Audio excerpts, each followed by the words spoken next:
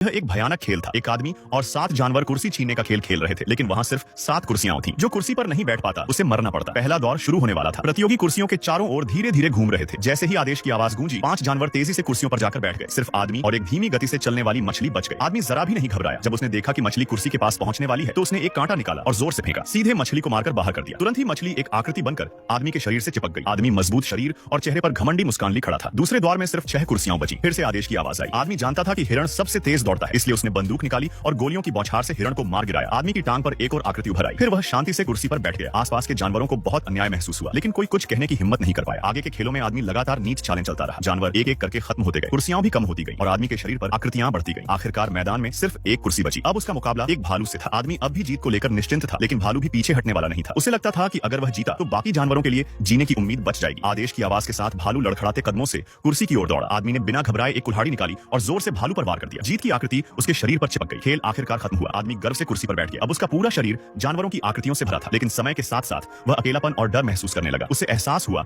कि जब दुनिया में जानवर नहीं रहेंगे तो इंसान भी धीरे धीरे खत्म हो जाएगा। नई खेल की बारी आने ही वाली थी। कुछ पल सोचा, फिर आदमी ने बंदूक निकाली और इस भयानक खेल को हमेशा के लिए खत्म कर दिया।